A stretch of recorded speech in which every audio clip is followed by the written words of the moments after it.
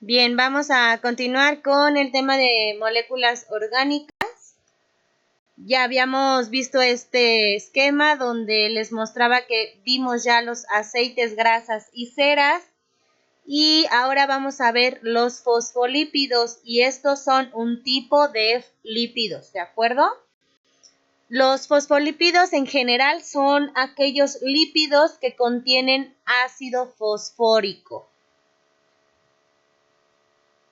No se preocupen, ahorita vamos a ir desglosando a qué nos referimos con ácido fosfórico. Los fosfolípidos tienen diferentes orígenes o fuentes, es decir, que se originan por primera vez de tres maneras: sintéticos, naturales y semisintéticos.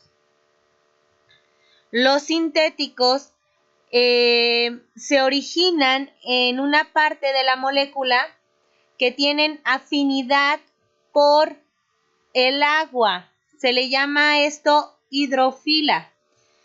Y la otra parte de esta molécula se afina o se puede combinar con la grasa y se le llama lipofila. Ahorita les explico. Los naturales se van a originar porque pueden tener, o se caracterizan porque pueden tener también distintos orígenes, como en la soya, en el huevo y en las semillas de calabaza. Los fosfolípidos, yo me refería lo anterior de los sintéticos a lo siguiente. Los fosfolípidos están construidos de un glicerol, un grupo fosfato y dos cadenas de ácidos grasos. De esta forma, tenemos aquí, déjenme un segundo, ya. Ok, tenemos aquí que nuestra molécula, hay una disculpa. Nuestra molécula de los fosfolípidos se van a dividir en dos partes, en la cabeza y en el cuerpo. Y los sintéticos se originan o se caracterizan porque la cabeza, las moléculas que se encuentran en la cabeza se pueden combinar o los atraen el agua.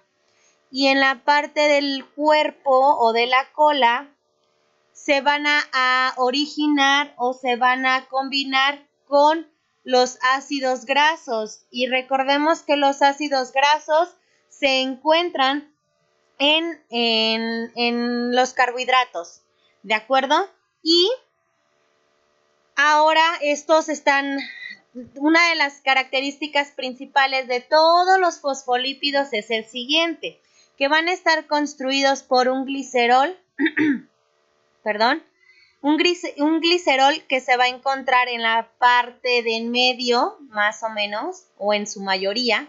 Es esta fórmula que tenemos aquí, más un grupo fosfato que tenemos aquí y dos cadenas de ácido graso, que tenemos aquí las dos cadenas largas de ácidos grasos. Recordemos que los ácidos grasos pueden ser lineales y son muy largos, están muy grandes su reacción o su fórmula.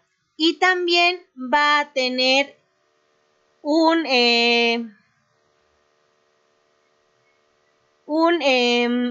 grupo fosfato se va a unir siempre con otro grupo de átomos. Este grupo de átomo que tenemos aquí en azul, siempre ese es el que siempre va a estar cambiando y se va a combinar con otros. En este caso tenemos una colina, pero también puede combinarse con otros átomos como la serina, como la etanolamina y otros tipos de átomos que poseen una carga eléctrica para poderse atraer otras moléculas. Los fosfolípidos más comunes y más importantes que vamos a encontrar es la fosfatidilcolina la fosfatidiletoanolamina, la fosfatidilcerina, ay, esto es tan trabalenguas, discúlpenme, la fosfatidilonocitol, todos estos son fosfolípidos, ¿de acuerdo? Y disculpen por mi dislexia.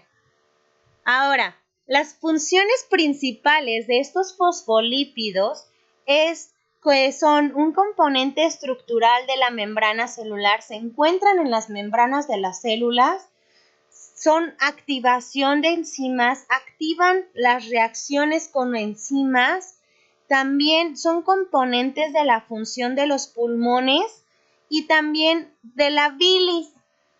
Y por último, también generan la síntesis de sustancias dentro de la célula. Ya vimos este grupo, ya vimos los fosfolípidos, vamos a ver los anillos fusionados. Los lípidos de anillos fusionados son los esteroides y van a constar de 4 anillos fusionados de carbono unidos, ¿de acuerdo? Y el principal esteroide es el colesterol. Ese es un tipo de lípido esteroides o fusionados. Las funciones principales de estos esteroides es que son componente esencial también de las membranas de las células de los animales, forman parte del cerebro humano, sintetiza la hormona sexual femenina y masculina y sintetizan también sustancias de la bilis. Estos son otros tipos de esteroides.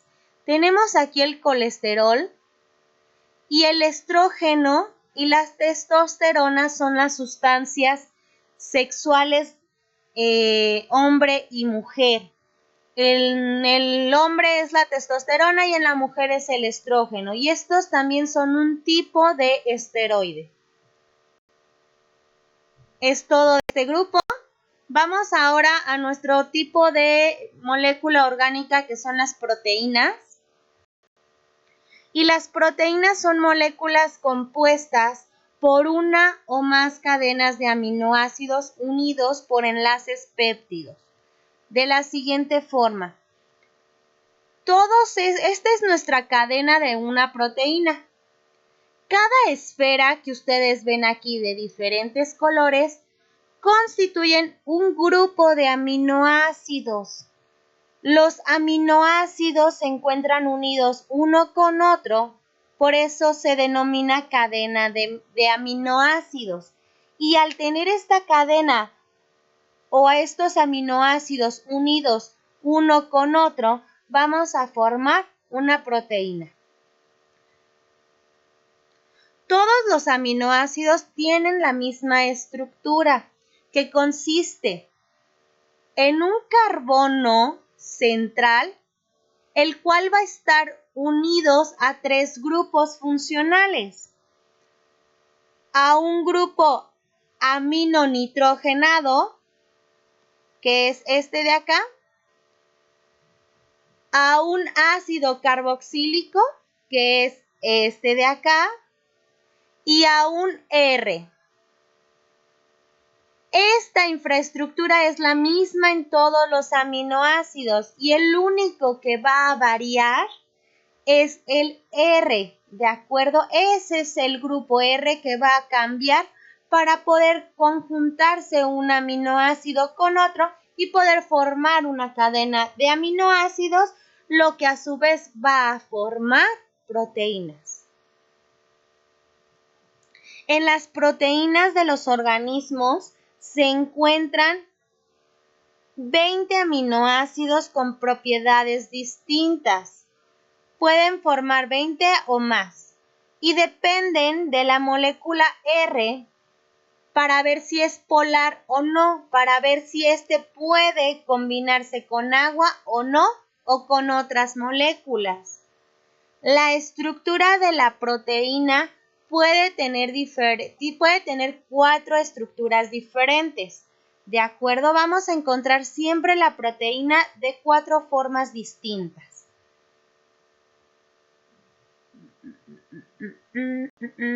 La cual es esta. Aquí tenemos nuestras 4 proteínas o 4 estructuras diferentes de la proteína. Recuerden que todo va a estar constituido por aminoácidos.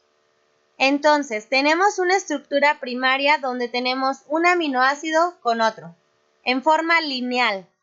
Uno más otro, más otro, más otro. Y aquí tenemos todos nuestros aminoácidos unidos en una cadena que forma la estructura primaria de las proteínas.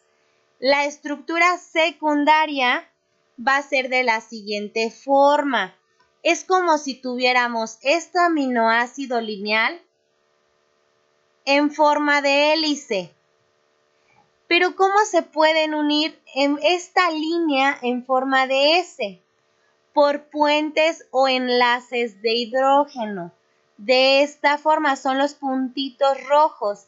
Y al poder hacer un enlace es formar un puente de hidrógeno que pueda atraer el oxígeno con el hidrógeno y lo pueda juntar.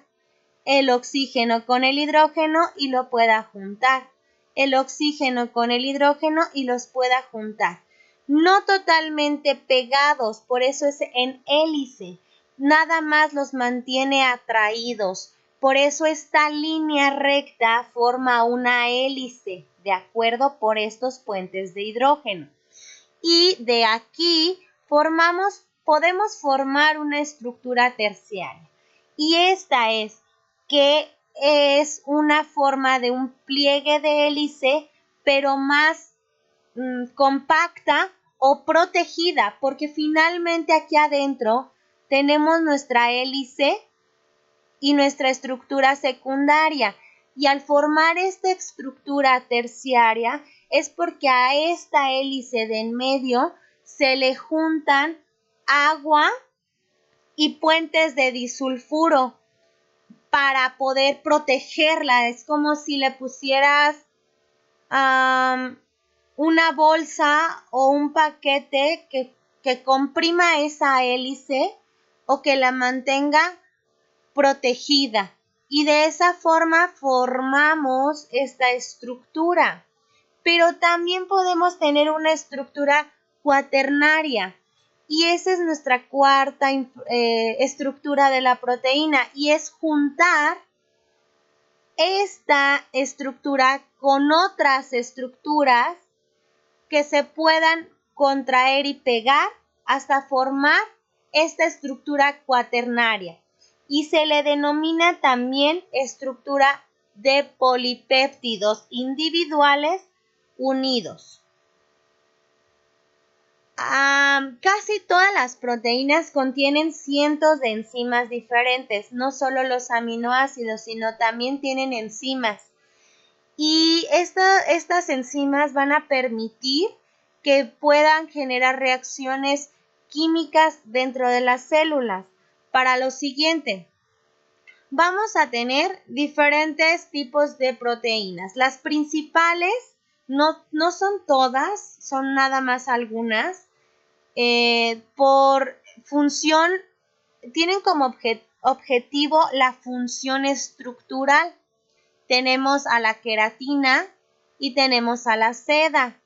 Y tienen la función estructural porque forman el cabello, las uñas, la forma del cabello, la forma de las uñas, forma las escamas, las plumas y los cuernos. Y la seda forma la telaraña y los capullos de algunos animales. Ahora, con objetivo de función del movimiento tenemos a la actina y la miosina. Y estas dos proteínas se encuentran en los músculos, lo que va a permitir el estiramiento y contracción de cada uno de los músculos para poder movernos. Por eso tiene ese objetivo de movimiento. Con objetivo de defensa tenemos los anticuerpos, tenemos a los venenos también y son un tipo de proteínas porque finalmente tienen como objetivo defender a nuestro cuerpo. Los anticuerpos van a estar en la sangre para combatir algunos cuerpos extraños que intenten atacar a nuestro cuerpo y nos defienden de ellos, pero también en los venenos que se encuentran en algunos animales para defender a estos animales de otros depredadores y también los defiende de sus propias presas porque se alimentan de ellas. Tenemos con objetivo de almacenamiento a la proteína albúmina. ¿Por qué? Porque lo que van a hacer es que van a proporcionar el almacenamiento de nutrimentos en la clara del huevo, por ejemplo, para que el embrión, el que está dentro del huevo creciendo, pueda estarse alimentando cada vez que lo requiera. La proteína de la insulina tiene como objetivo señalización. ¿Por qué? Porque esta se va a producir en el páncreas y promueve la asimilación de la glucosa en las células. Le va a señalar a las células que esta es glucosa para poder trabajar y realizar sus funciones. La proteína de la amilasa se va a encontrar en la saliva y en el intestino delgado y lo que va a realizar son reacciones de catálisis para digerir a los carbohidratos que ya vimos. Es todo de las proteínas, ahora los nucleótidos, que es nuestro último grupito de las moléculas orgánicas. Los nucleótidos es una molécula con 3 elementos en su estructura. Un azúcar va a contener un azúcar, aquí lo tenemos. El azúcar puede ser desoxirribosa o ribosa, son 2 tipos de azúcar que ya vimos. También el nucleótido va a tener un grupo funcional fosfato y va a estar unido también a una base nitrogenada. ¿De acuerdo? Y la base nitrogenada son átomos de carbono e hidrógeno. Y nitrógeno, perdón. Ahora, pueden funcionar estos nucleótidos de la siguiente forma. Una, como moléculas transportadoras de energía. 2, como mensajeros intracelulares. Y 3, como ácidos nucleicos. Son sus 3 funciones principales. La primera, como moléculas transportadoras de energía, es por la siguiente forma. Porque aquí tenemos el principal nucleótido que transporta energía, que va a llevar energía de la célula al órgano que lo requiera o de un órgano a la célula que lo requiera. Y la principal molécula o el principal nucleótido que transporta energía es el adenosintrifosfato. Este se conforma de la siguiente forma y fíjense bien, porque es lo mismo que la base o la estructura original de un nucleótido. Tenemos un fosfato que tenemos acá, tenemos a un azúcar que tenemos aquí, tenemos también una base nitrogenada que tenemos acá. Por eso es un nucleótido. El adenosintrifosfato viene de 3 átomos de fosfato, 1, 2 y 3. Por eso es trifosfato. Más un azúcar que es una ribosa, y habíamos dicho que era un tipo de azúcar, y la base nitrogenada, que va a tener nitrógeno y va a tener hidrógeno. ¿De acuerdo? La base nitrogenada también va a variar de acuerdo a su función. Aquí tenemos esta. Ahorita vamos a ver otra. Ahora, grábense bien estos porque vamos a desglosarlo. Ya vimos el primero que transporta energía, son estos. Y vamos a ver los mensajeros intracelulares. ¿Por qué? Porque van a llevar mensajes de reacciones químicas de una célula a otra. Por eso son mensajeros intracelulares. Perdón, esos son extracelulares, de una célula a otra. Y perdón, los mensajeros intracelulares es que dentro de la célula va a llevar mensajes de reacciones químicas de un organelo a otro, o de un extremo de la célula a otro, de manera interna. Ahora, otro tipo de nucleótidos comunes en estas funciones es el NAD y la FAD. Estos se conocen como transportadores de electrones porque estos también llevan y transportan energía en forma de electrones energéticos. Y el ATP es este que acabamos de ver, este es el ATP, transporta energía dentro de la célula y fuera de ella. Por eso es un mensajero intracelular, porque dentro de ella va a llevar esos transportes de electrones con energía a otro lugar que lo necesite la célula. Y por último, dijimos que iban a funcionar como ácidos nucleicos.